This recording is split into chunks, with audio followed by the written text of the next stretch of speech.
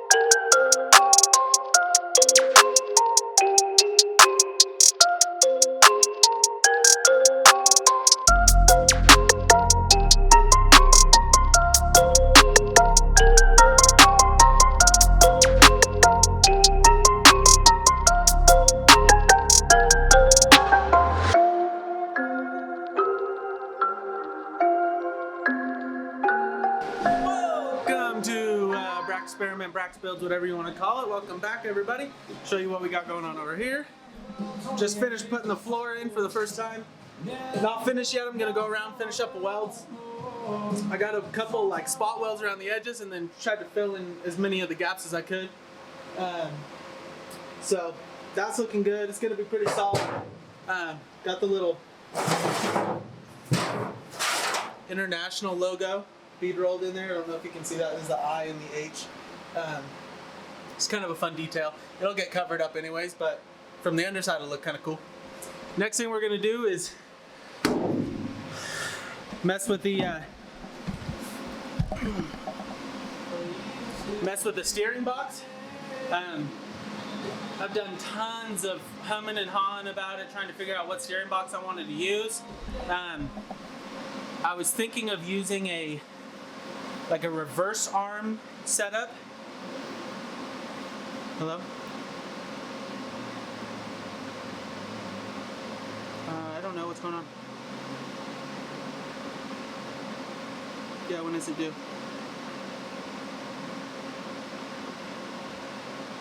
Okay, I'll come look at it when I'm done. I don't know, I'm just working. Okay. If you're hungry, just warm up one of your meals. Okay. Can I have one too, or those off limits for Braxy? Okay. Come say hi to me if you want. I'm getting really thirsty. No, I have a water down here. Okay, love you. Anywho,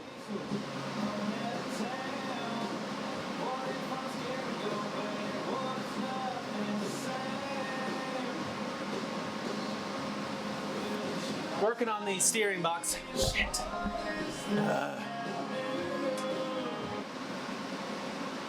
So, am I recording? Yeah, we're recording. Doesn't have like a red light or anything. Anyways, so I was thinking of doing like a reverse steering box with the pitman arm facing to the rear. But if I did that, then it'd have to be on the inboard of the frame, and then I'd start messing with the engine and where the rad's gonna sit. So then I figured I was gonna go with a forward-facing pitman arm, like a regular steering setup, and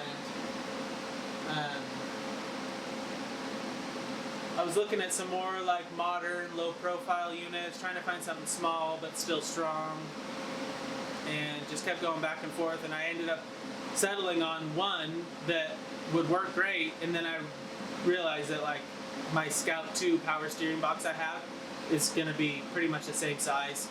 I'll have to rebuild it because it seems pretty gummed up, but it's going to be the right size. I'm going to just basically center it over the axle. It'll have plenty of room for the track bar, and I've checked clearance with the tires as it articulates turning and everything. It doesn't look like it's going to bind or hit anything. One of the concerns I have was for a sway bar. We'll have to see how that's going to work out. I'd like to put it through the frame somewhere up here, but then I'm going to have to figure out where my arms are going to come out, where they're going to attach, so I clear the steering box as well as pitman arm. But I figure that kind of stuff I can kind of figure out on the fly, whereas getting the steering box lined up so that I have proper steering angles and my track bar is in the right space, and then I can form my shock loops. Like, there's so many things that need this steering box to be in place that I've done enough measurements and decided this is going to be the best setup for me.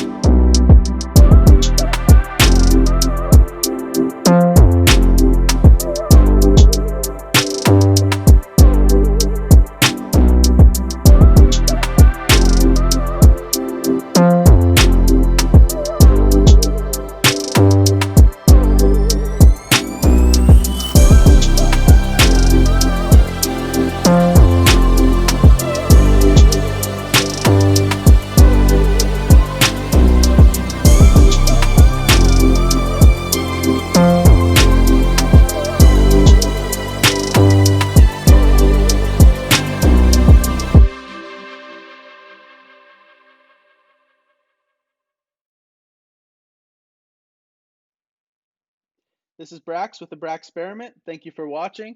This is technically episode 3. Things aren't in perfect chronological order, but we finished up the driver's side floor pan today. We got the passenger cut and bead rolled. The steering box is in place. Things are really starting to come together. The frame, brackets, mounts, everything's ready to go for the axle finally. I didn't want to go halfway with anything and then just end up having to redo it. So I made sure all of that was done right. And now we can actually get on with the axle and do things right the first time. So we'll be getting to upper control arms next episode. Stay tuned.